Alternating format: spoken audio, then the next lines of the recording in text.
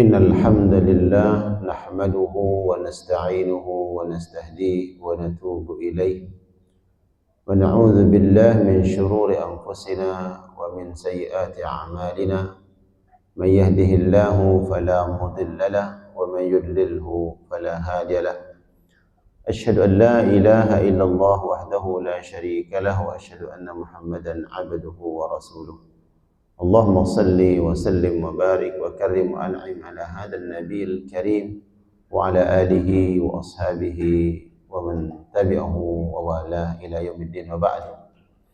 Alhamdulillah, para jamaah sekalian yang dimuliakan, yang dicintai, yang dirahmati, dibanggakan oleh Allah Subhanahu wa taala. Tak lupa kita mengucapkan rasa syukur kita kepada Allah atas nikmat karunia, taufik, hidayah, inayah dari Allah Subhanahu wa taala dalam melaksanakan amalia, amal ibadah, ketaatan kepada Allah.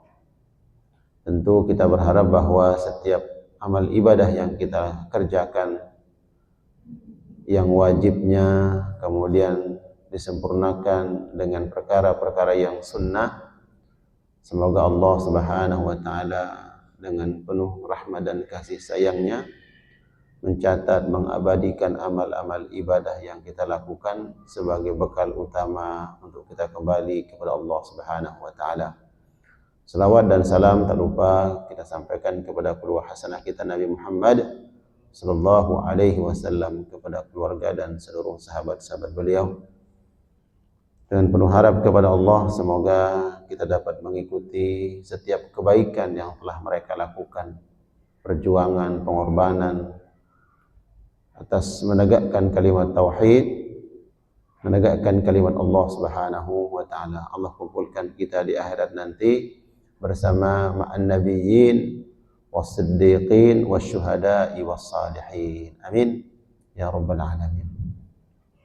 Tapi para jamaah sekalian Allah muliakan, kita akan membahas satu hadis malam hari ini yang diriwayatkan oleh sahabat Mu'adz bin Jabal radhiyallahu taala anhu, dan mata rantai periwayatan hadis ini sampai ke Imam Ahmad dan juga Imam Abu Dawud, dan hadisnya sahih, bahwa Nabi sallallahu alaihi wasallam dalam sebuah hadisnya, dalam sabdanya, beliau menyampaikan kepada kita semua,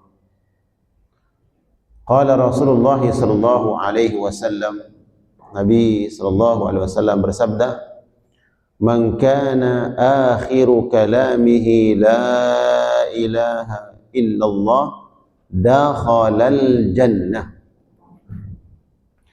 Barang siapa yang di akhir hayatnya dapat mengucapkan kalimat al-ikhlas,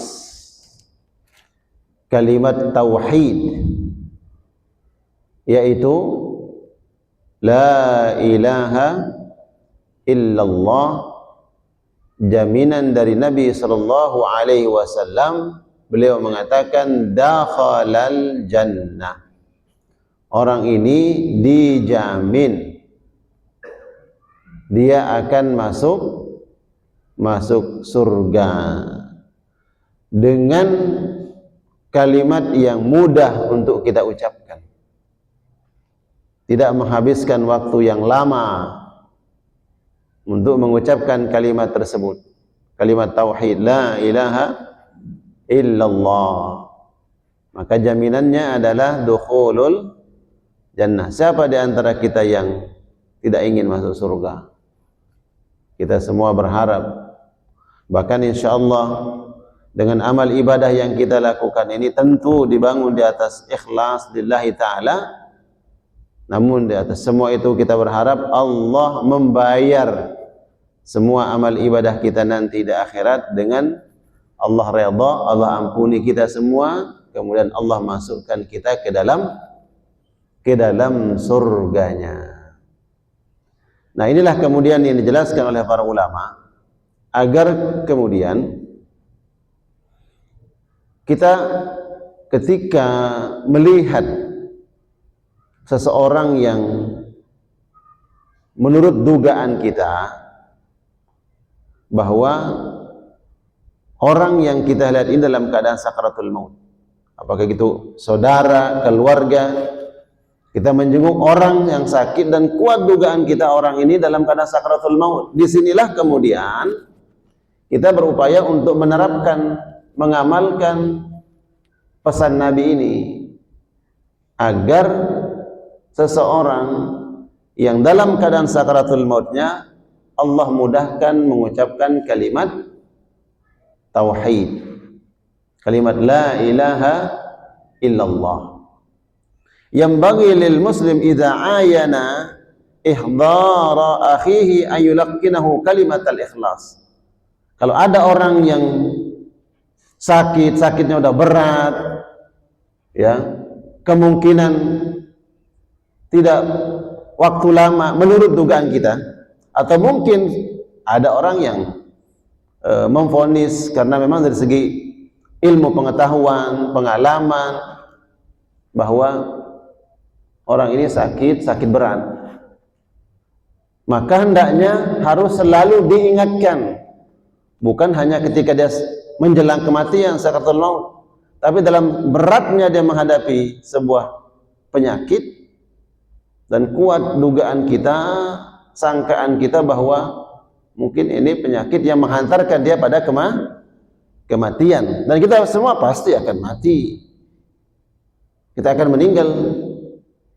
Dan secara umum, ya, banyak kita menemukan pengalaman dalam hidup kita, Allah menjemput seseorang lewat ujian penyakit. Makanya kemudian diingatkan akan pentingnya kalimat ini, kalimat la ilaha illallah. Kalau kita menjenguk orang sakit, ingatkan dengan kalimat itu. Apalagi penyakitnya memang kita melihat bahwa penyakitnya sudah berat, ya, kemungkinan menurut dugaan kita ini penyakit yang menghantarkan dia pada kematian, maka ingatkan dengan kalimat itu, kalimat al-ikhlas, ya. Fayaqulu indahu, maka ucapkanlah, ingatkan orang tersebut dengan kalimat la ilaha illallah. Tujuannya yudzakiruhu biha, agar orang tersebut selalu terekam dalam ingatannya tentang pentingnya kalimat itu, kalimat la ilaha illallah, hatta yadhkuruha wa yaqulaha. Dan ajak dia, bukan hanya sekedar mengingatkan, tapi coba bimbing, ajak dia mengucapkan kalimat la ilaha illallah. Terlebih kalau kemungkinan, ya, bahwa yang bersangkutan dalam keadaan sakratul maut. Karena dalam situasi itu, keadaan tersebut, seseorang mengalami situasi yang sangat berat, yang Nabi katakan inna lil mauti sakarat, sungguhnya gerbang kematian itu sangat berat, yang disebut dengan sakratul maut. Makanya ini diajarkan oleh para ulama untuk mentalkin. Apa arti mentalkin? Membimbing, ya, membimbing, mengingatkan agar dia mengucapkan kalimat tersebut.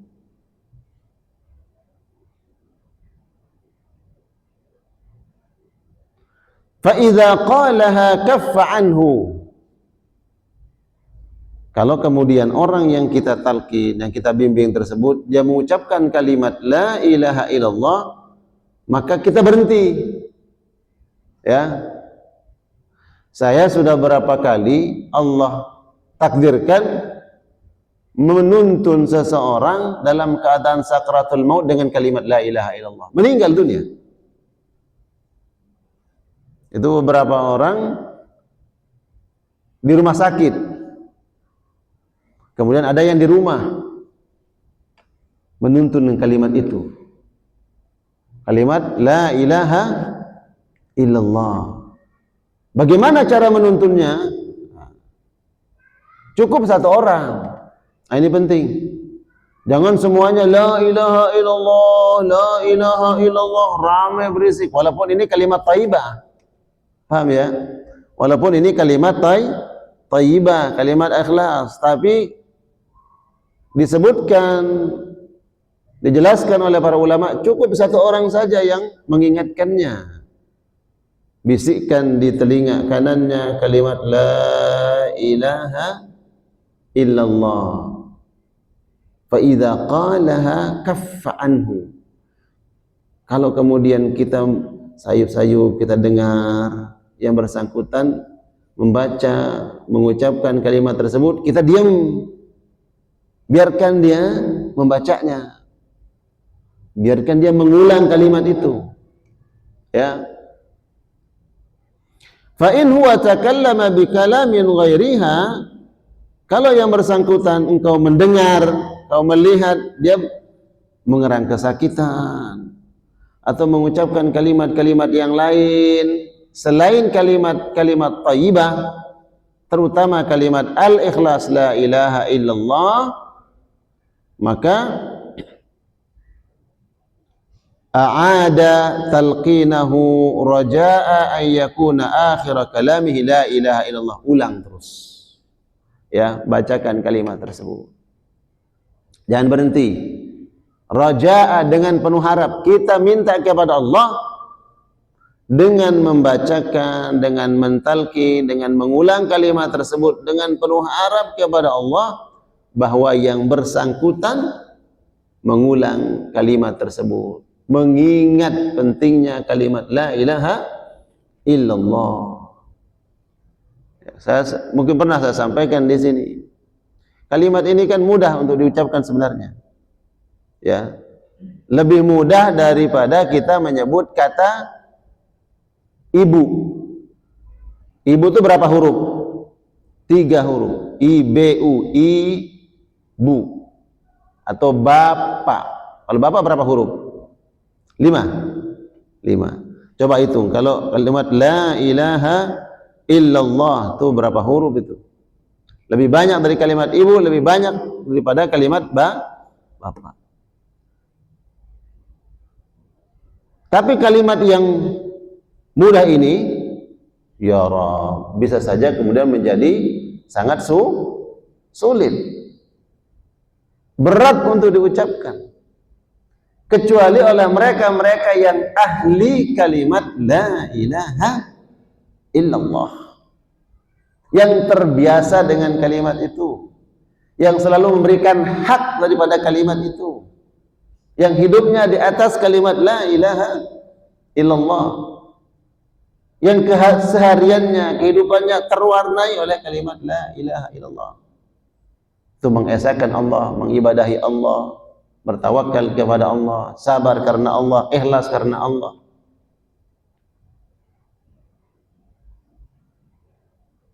Kalimat ini enggak perlu kita mengatupkan bibir kita untuk mengucapkan kalimat la ilaha illallah. Coba aja praktekkan. Kalau menyebut kalimat la ilaha illallah enggak perlu kita begini. Ini kan udah bibir kita. Ya. Alam naj'al lahu 'ainain wa lisanan wa syafatain. Allah berikan nikmat yang besar, lisan dan 2 bibir. Tapi lisan ini berat digerakkan, kedua bibir kita sangat berat untuk kita gerakkan, untuk kita katupkan ke dalam keadaan auzubillah, yang Nabi katakan innal lil mauti sakarat, dalam keadaan sakaratul maut. Makanya kemudian kita diberikan kalimat yang sangat mudah diucapkan walaupun tidak harus mengatupkan bibir. Coba aja. Nah, ini yang nonton video ini nanti nih, ya kan? Sudah praktek. Coba praktek kalimat la ilaha illallah cukup dengan menggerakkan lisan aja, lidah kita. Enggak perlu dikatupkan. Karena untuk mengatupkan kedua bibir dalam keadaan sakaratul maut, ada yang pernah ngalami? Ada yang pernah ngalami sakaratul maut? Enggak ada. Enggak ada ceritanya pernah merasakan, pernah mengalami itu, enggak. Tapi ya Nabi yang menyebutkan berat. Tapi cukup dengan menggerakkan lidah saja terucap kalimat itu. La ilaha illallah. Tanpa kita begini, tanpa mingkem, tanpa mengatupkan kedua bibir. Ya, kalau mau memanggil bapak harus mengatupkan bibir kan, ibu harus mengatupkan bibir. Tapi kalimat al-ikhlas, la ilaha illallah, enggak perlu. Allah kasih, Allah berikan kalimat yang mudah untuk diucapkan. Walaupun dalam keadaan yang sangat berat, menggerakkan bibir pun nggak bisa. Karena beratnya. Yang disebut dengan sakaratul maut. Maka cukup menggerakkan lidah saja. La ilaha illallah. Oh, tanpa begini. Tapi kalau menyebut bapak tanpa mengingkap, bisa nggak? Nggak bisa. Ibu, bapak, bisa nggak? Itulah rahmat Allah, kasih sayang Allah. Man kana akhiru kalamihi la ilaha illallah dakhala al-jannah. Rawahu al-Imam Ahmad. Barang siapa di akhir hayatnya mengucapkan kalimat tersebut, la ilaha illallah, Allah masukkan ke dalam surga. Ya. Makanya kemudian tuntunan dalam Islam pentingnya talqin. Nanti ada khilafiyah atau talqin, apakah talqin itu sebelum kematian atau setelah dimakamkan. Semua itu ada dalilnya, ada hujahnya, ada pijakannya. Sebelum kematian, talqin dengan kalimat la ilaha illallah. Dalam keadaan sakaratul maut, mengingatkan.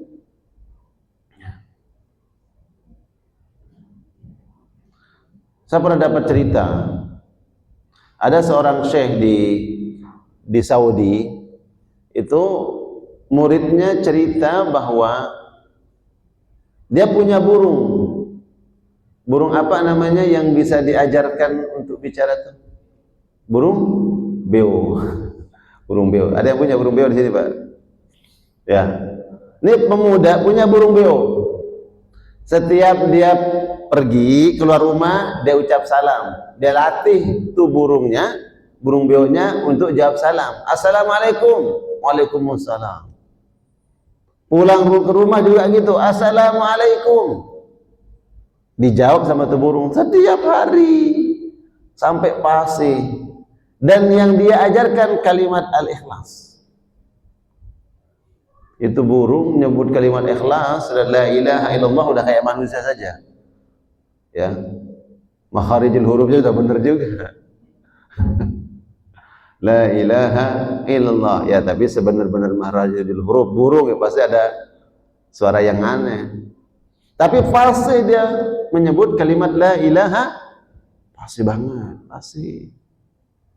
Sepasihnya kita nih menyebut. Saya yakin nih kalau satu-satu, Pak coba nyebut kalimat tauhid, ya, la ilaha illallah, insyaallah nggak ada yang kelibat di sini, nggak ada. Pasti fasih semua. Tapi ambil pelajaran dari burung nih. Pemuda ini cerita dia sedih, dia cerita kepada gurunya. Kenapa? Karena suatu hari dia pulang sampai di rumah, ternyata itu burungnya sedang diterkam kucing. Diterkam kucing, ya. Kemudian dia usir kucingnya kabur, burung itu sudah terkapar. Udah mati, Pak. Burung mau mati begitu, ingat nggak dia dengan kalimat la ilaha illallah itu? Dia ingat nggak? Padahal fasih dia. Burung itu terkapar begini, mati. Diceritakan ini sama gurunya. Ya karena cinta banget, ya senang sama burungnya tadi. Syekhnya menangis. Syekh ini menangis sejadi-jadinya. Kaget ini muda. Ya saya mohon maaf. Saya nggak bermaksud apa-apa menceritakan burung kesukaan saya. Kenapa Syekh yang sedih? Kenapa Syekh yang menangis? Itu kan punya saya. Apa kata Syekh? Beliau bilang apa? Saya khawatir Kita itu sama seperti burung tadi. Sama seperti burung yang diterkam kucing tersebut. Ketika dia akan meninggal dunia, terkapar dia, akan mati, apa yang keluar dari lisannya? Apa yang dia sebut? Apa yang dia ingat? Bukan kalimat yang biasa disebut la ilaha illallah sama burung tadi. Ya. Saya khawatir, kata saya itu. Jangan-jangan kita nanti pas meninggal dunia seperti burung tadi, lupa dengan kalimat la ilaha illallah. Mengerang kesakitan, lupa dengan Allah. Nangis anak muda tadi. Ya. Makanya di sini pentingnya kemudian apa? Mengingatkan dengan kalimat tersebut. Kita ini bukan burung yang tidak punya akal. Allah berikan kita akal, Allah berikan kita iman. Allah memberikan kita akal untuk mengingat kalimat-kalimat yang thayyibah. Ya. La ilaha illallah. Makanya disebutkan yudzakiruha, ingatkan dengan kalimat tersebut. Ya. Diulang-ulang agar kalimat itulah yang keluar dari lisan seseorang ketika dia akan meninggal dunia. Dan orang yang membimbing, mentalqin dengan kalimat tersebut, hendaknya tidak mengandalkan bahwa dia sedang mengingatkan orang tersebut, tapi penuh harap kepada Allah, berdoa. Ya, berdoa kepada Allah. Ini nanti kalau menghadapi situasi seperti itu, mungkin keluarga, saudara, kakak, adik, paman, orang tua, atau siapapun, ya, kita berada dalam situasi seperti itu, bentuk sayang kita, bentuk cinta kita terhadap orang yang di hadapan kita ini, apakah itu saudara kita, kakak kita, orang tua kita, ibu bapak kita, ingatkan dengan kalimat itu. Ingatkan dengan kalimat itu. Bersyukur saya kepada Allah, saya bersyukur kepada Allah. Di hari terakhir ibu saya meninggal dunia di rumah sakit, saya jaga 10 hari di rumah sakit. Di hari terakhirnya, di salat duha, menjelang zuhur, dia minta izin untuk salat zuhur. Kumandang azan di rumah sakit, Bu, saya salat zuhur dulu ya. Saya izin salat zuhur, dia salat zuhur, saya balik dari masjid, masuk ke ruangan rawat, ibu saya sudah tadi masih bisa bicara. Masih bisa bicara. Minta salat zuhur, di waktu duha dia salat duha. Kemudian tahadus bin ni'bah. Dalam kondisi seperti itu saya mentalkin. Saya talkin di rumah sakit. Ketika saudara yang lain, biarkan saya yang talkin, biarkan. Yang lain mendoakan, silakan doakan. Sayup-sayup dengan kalimat yang dan meninggal dunia setelah saya sholat zuhur. Sebelum zuhur masih bisa bicara. Saya minta izin dan dia minta izin. Qadar Allah. Nah, kalau dalam situasi seperti itu, ada yang pernah ngalami di sini? Ada yang pernah pada situasi seperti itu? Ada pernah ngalami tidak? Hah? Dari ya, kita nggak tahu. Apakah nanti istri, ini masih punya istri semua kan? Mungkin istri kita yang sakit terlebih dahulu meninggalkan dunia ini. Bagaimana kita menuntunnya? Jangan cuma ditangisi, ditangisin, riuh, nggak ada yang mengingatkan dengan kalimat itu. Atau mungkin orang tua kita masih punya orang tua. Fitrahnya, ya orang tua terlebih dahulu. Walaupun ajal, ya tentu hanya Allah yang tahu. Bisa saja kita yang terlebih dahulu. Ya. Mungkin orang tua kita dalam keadaan dia sakit berat, temani dia. Apa yang paling dia butuhkan dari anak-anaknya, dari suaminya, dari keluarganya? Yang dia butuhkan adalah mengingatkan dengan kalimat ini. Kalimat la ilaha illallah. Ingatkan dengan kalimat itu, ulang-ulang. Ya. Man kana akhiru kalamihi la ilaha illallah dakhalal jannah. Ada perintah dari Nabi. Disebutkan di sini laqinu mautakum la ilaha illallah. Bimbing, tuntun, ingatkan orang yang akan meninggal di antara kalian. Tentu kita tidak tahu bahwa apakah ini dia akan meninggal dunia, tapi ada situasi, ada keadaan yang menurut dugaan kita, prasangka kita bahwa dia akan meninggal dunia. Maka kata Nabi, laqinu, ingatkan dengan kalimat la ilaha illallah. Kemudian disebutkan bahwa idza fadat ruhul muslim wajib taghmidu ainaihi. Apabila seseorang telah meninggal dunia, maka hendaknya diusap wajahnya agar menutup pandangannya. Disebutkan bahwa Nabi SAW apabila ruh keluar dari jasad, tabi'ahul basaru, diikuti oleh pandangan mata. Makanya ada orang yang meninggal dunia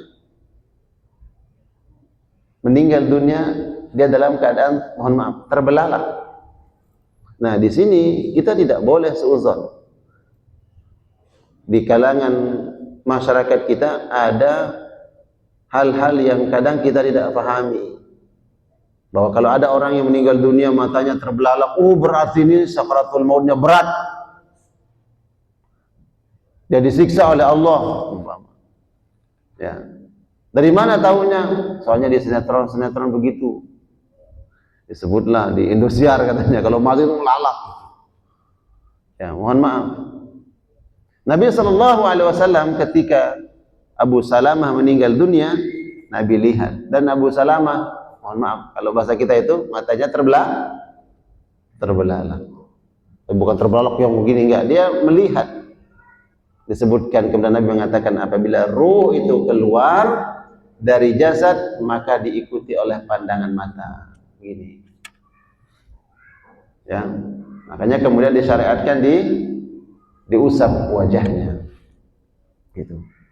Jangan sampai seuzon, berburuk sangka menyebutkan ini meninggal dunia matanya terbelalak berarti karena disiksa, berat sakaratul mautnya, diazab oleh Allah, dicerita kemana-mana. Dosa atau tidak? Dosa. Ya, kita nggak paham. Ruh itu keluar, Allahu a'lam. Bisa kemudian lewat ubun-ubun kita, bisa lewat ujung jari jemari kita. Allahu a'lam dari mana ditariknya. Ya. Atas perintah Allah kepada para malaikat yang mencabut ruh seorang hamba. Kalau kemudian dia keluar dari ubun-ubun, maka itulah yang kemudian diikuti oleh pandangan mata, sebagaimana Abu Salamah mengalami hal tersebut, kemudian diusap oleh Nabi Sallallahu Alaihi Wasallam. Ya.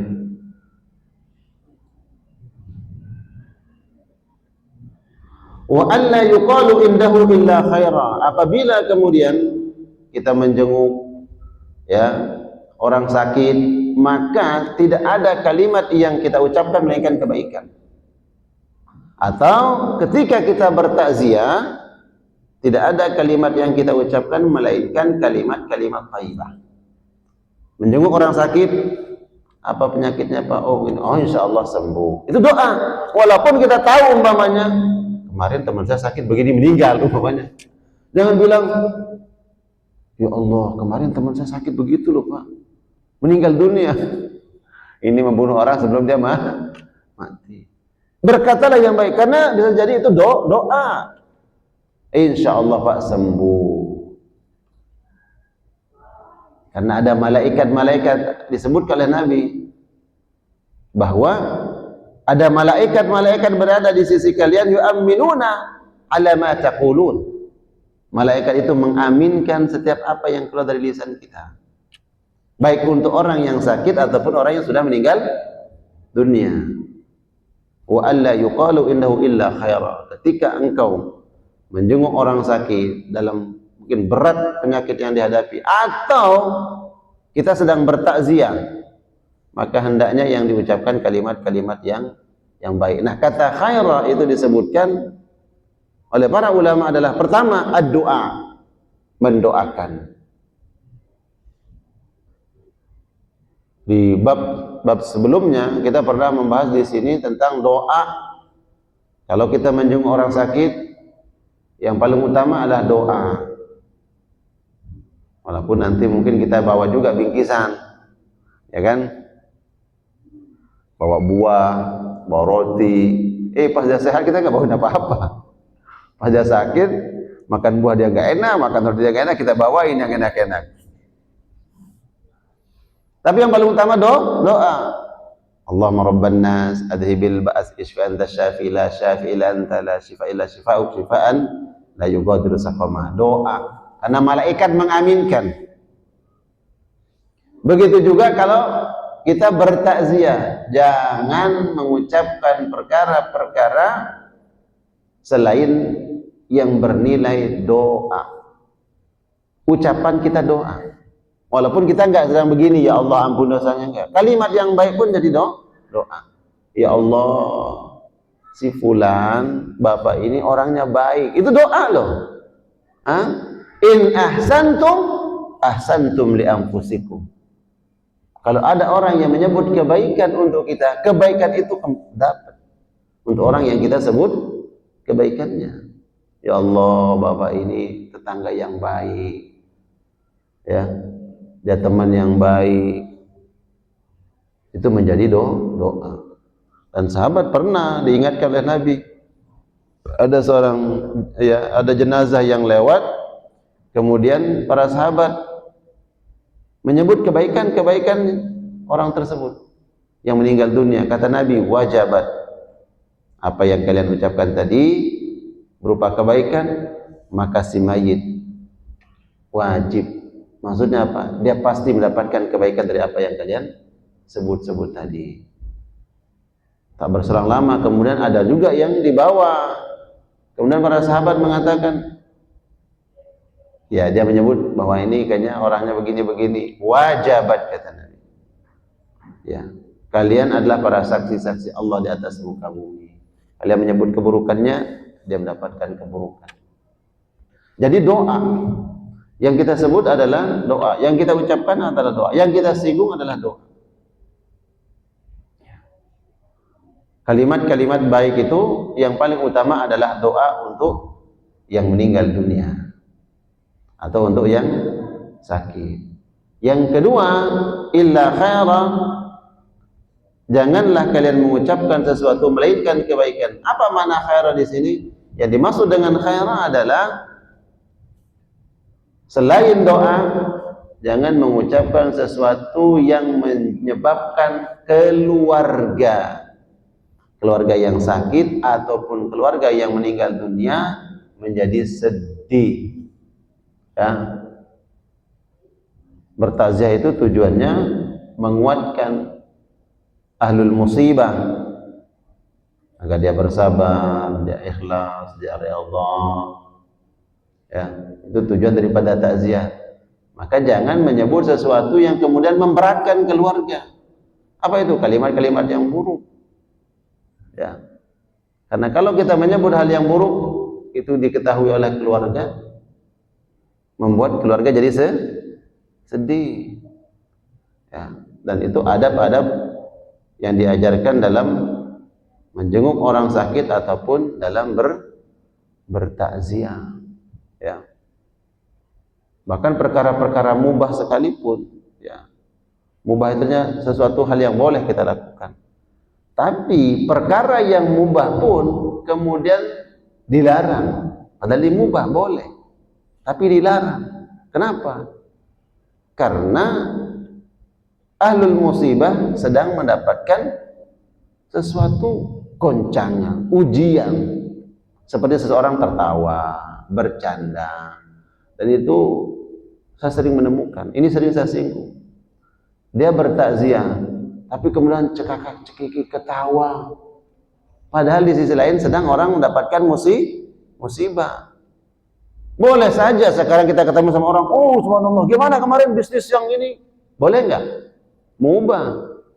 Bicara tentang, kemarin rumah yang kemarin gol nggak? Proyek yang kemarin berapa untungnya? Perkara mubah. Boleh. Tapi kalau itu dibicarakan, tema itu yang diangkat ketika seseorang mendapatkan musibah, gimana perasaannya? Nah, makanya perkara yang mubah pun kemudian dijaga, ya. Dalam bertakziah itu adab, memperlihatkan bahwa kita ini berempati, ikut merasakan ujian, cobaan, musibah yang dialami oleh ahlul musibah. Ya, mohon maaf, ya. Ketika seseorang umpamanya bertaziah sehari pertama, kedua, ketiga, apapun bentuk taziahnya, apakah datang kemudian mendoakan, atau mungkin di situ sebagian yang mengadakan tahlil, ya kan? Itu bagian takziah, tapi ada adabnya. Jangan kemudian setelah itu tidak menjaga adab. Oh, macam tema dibicarakan, ketawa ketiwi, padahal ini hari pertama, hari kedua, hari ketiga. Ya, seseorang mendapatkan musibah. Karena dalam fikih itu dijelaskan bahwa keluarga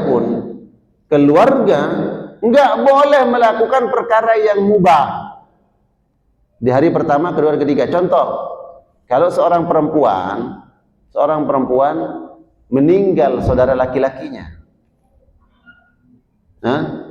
Seorang perempuan meninggal saudara laki-lakinya. Selama hari pertama, kedua, ketiga itu hari ihdad. Ihdad itu apa? Jangan menampakkan perhiasan. Ini fikih nih. Kalau ada perempuan punya saudara laki-lakinya meninggal dunia, itu ada ihdadnya. Beda dengan istrinya. Kalau laki-lakinya meninggal, ya, maka istrinya berapa ihdadnya? 4 bulan 10 hari ihdadnya. Ihdadnya itu nggak boleh dia berhias-hias, bercolek, bersolek, berhias pakaian yang indah. Keluarga 3 hari. Ya, jangan di hari pertama udah pakai pakaian baru, ya, berdandan. Padahal itu perkara mubah kan? Mubah. Tapi ada adab yang diajarkan. Itu. Sewajarnya, bukan berarti kemudian kita kucel, enggak. Ya. Tapi menjaga, tidak boleh berpakaian yang mencolok, kemudian berhias. Bahkan itu untuk saudari perempuan nggak boleh, ya, apalagi istrinya, ibunya juga nggak boleh. Anaknya meninggal dunia nih, walaupun secara fitrah nggak mungkin dilakukan itu, ya kan? Bagaimana hati seorang ibu? Tapi memang ada ihdatnya. Ihdat itu selama 3 hari. Nah, kalau ada yang datang bertakziah, apapun bentuk takziahnya, hari pertama, hari kedua, hari ketiga, kita yang bertakziah itu ada adab yang dijaga. Kalau perempuan nggak boleh bersolek, maka kita sebagai laki-laki masa kita ngobrol di rumah ahlul musibah dari A sampai Z sambil ketawa begini, berarti ahli musibah. Barusan kita mendoakan, kita mengingatkan, memberikan kekuatan untuk keluarga, tapi kemudian tema ini kita bicarakan, ketawa ketiwi dan seterusnya, ya, di rumah ahlul musibah. Walaupun itu perkara mubah, itu adabnya. Ya, saya datang nih pernah gitu, silahkan bicara tentang mayit, silahkan bicarakan kebaikannya, nasihati keluarganya, atau tema yang lain, tapi tidak perkara-perkara yang menampakkan kita nggak berempati, kok nggak merasakan keluarganya sedang mendapatkan musibah. Bagi di luar keluarga, ingat itu 3 hari, ya. Jadi ini jamaah sekalian Allah muliakan, pentingnya kalimat la ilaha illallah. Mudah-mudahan Allah mudahkan kita semua, Allah kuatkan kita berpegang teguh dengan kalimat ini dalam kehidupan kita, sehingga di akhir hayat Allah mudahkan kita membaca dan mengucapkan kalimat La ilaha illallah, insyaallah. Amin ya rabbal alamin. Baik, karena waktunya sudah cukup, mudah-mudahan kajian kita bermanfaat insyaallah. Tidak ada tanya jawab?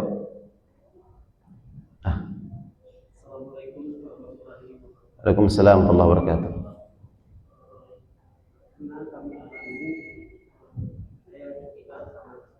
Ya. Terus bahkan saya mendoakan, tapi bukan di waktu saat itu, bukan la ilaha illallah, dengan membacakan doa, itu doa selawat. Ya.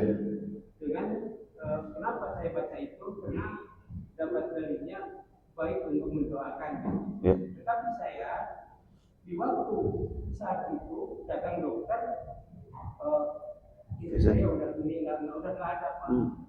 Bagaimana Taib, barakallah.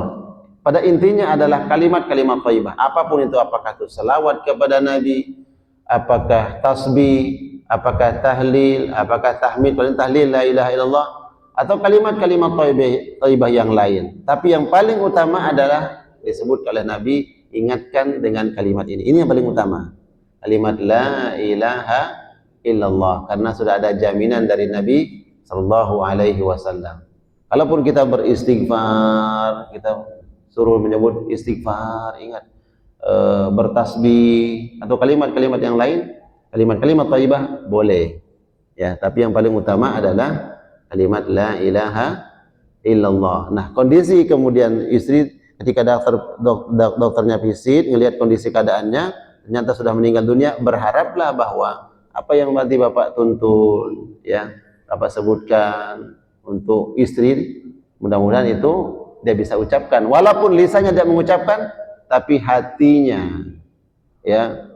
Di sini kita berhusnuzon, kalaulah seandainya dia tidak mengucapkan kalimat la ilaha illallah, tapi ucapan kita itu sampai ke dalam qalbunya, dalam hatinya yang nyebut, hatinya yang terkoneksi dengan Allah Subhanahu wa taala, itu tujuannya yudzakiruha, ya, dia mengingatkan, ya, tentang kalimat la ilaha illallah.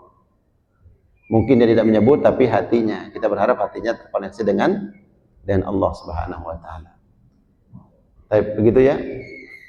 Mudah-mudahan apa yang kita sampaikan bermanfaat, karena sudah masuk waktu Isya. Kita cukupkan, kita tutup dan doa kafaratul majlis. Subhanakallahumma bihamdika asyhadu an la ilaha illa anta astaghfiruka wa atubu ilaik. Assalamualaikum warahmatullahi wabarakatuh.